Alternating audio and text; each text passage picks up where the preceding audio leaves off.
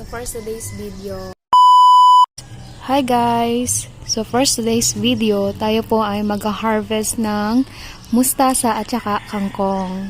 So tayo ay magluluto ng sinigang samiso at saka ginisang kangkong with tokwa. Tara guys, samahan niyo ako.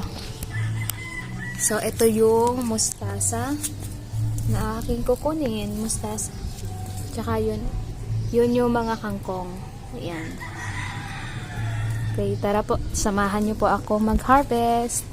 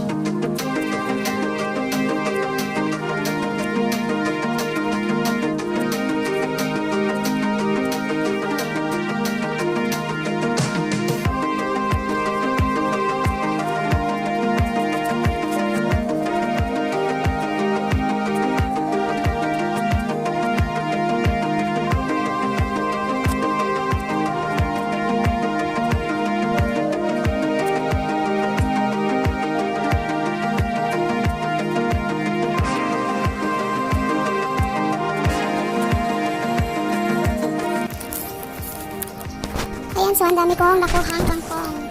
Ayan siya guys. Kangkong. Ayun. Wala na ulit talbos yung kangkong.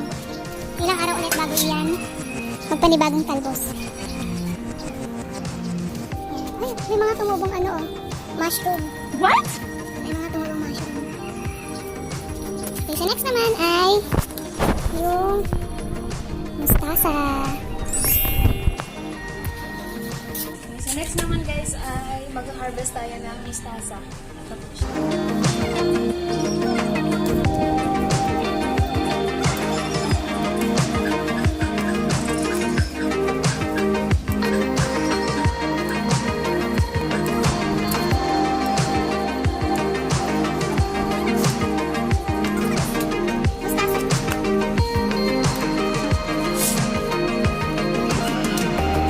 Okay, so FYI lang, ito pong mga tinaniman dito ng gulay ay mga recycled lang. So yung mga patapon na bagay, pwede pala siyang i-recycle at taniman ko. So katulad yan, ito, drawer to nung lagayan ng pinggan. Ayan mga tray, ayan timba, langgana pala. So ito yung lagayan ng map. Tinaniman siya ng talinong. Namawalakot ng talinong. So ito, ay, ang laki na ulit ng okra. Yan yung bell pepper. Malaki na yung isang bell pepper. Tapos may mga talong. Ayan, talong, 3 pirasong talong. Ayan siya guys. Then okra. Yan yung okra.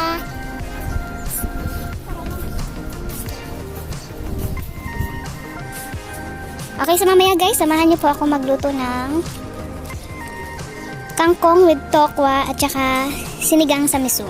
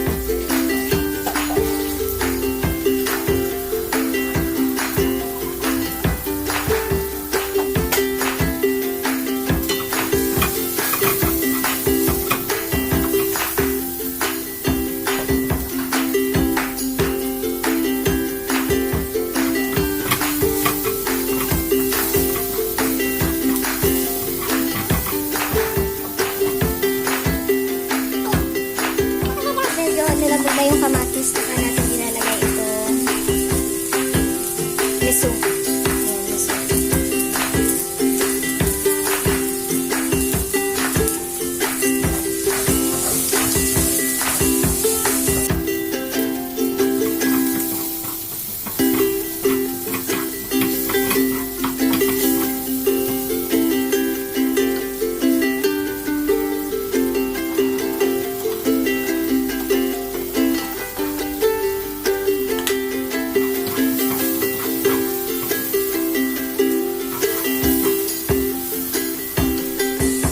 So, ilagyan na natin yung miso.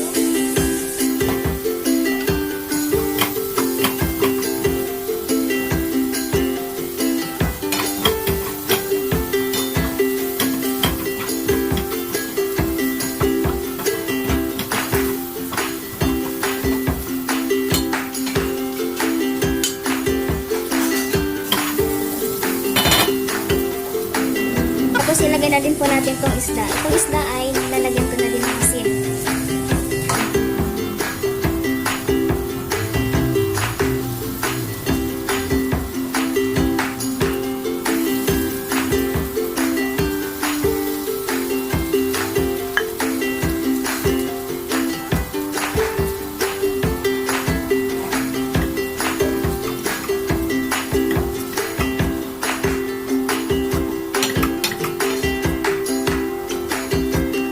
Yan na.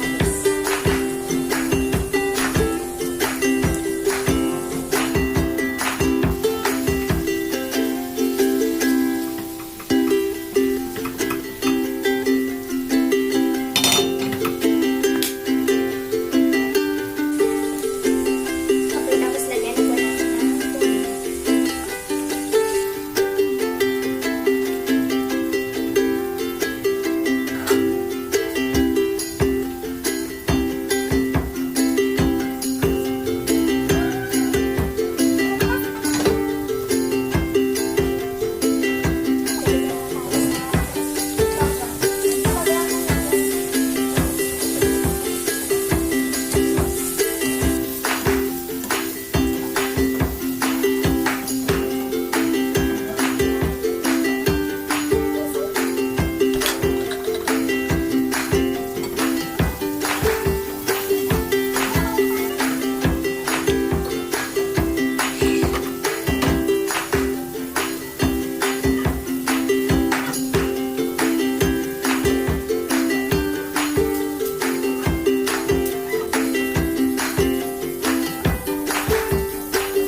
Okay, sa parehong kawali po, igisa na natin yung pitados na ilalagay natin sa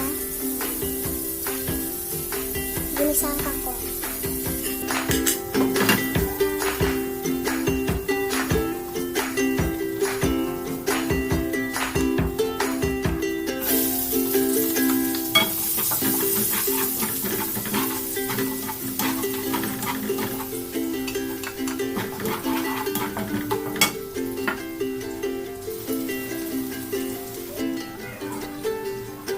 Tapos ilagay na po natin ang mustasa.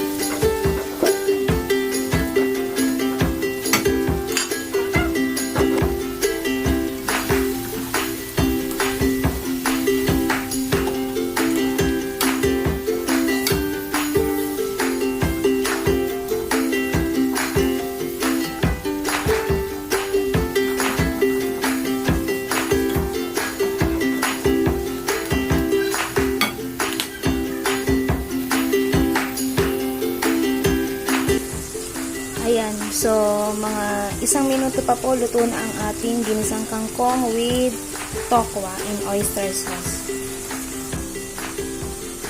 Okay, so, ito naman yung ating sinigang sa miso.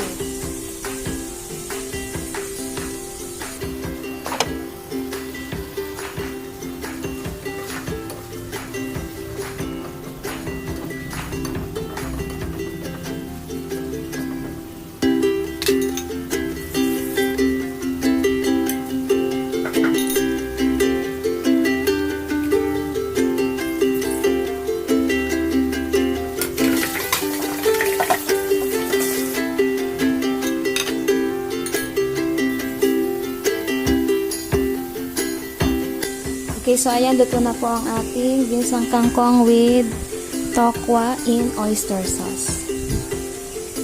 Ayan, kainan na.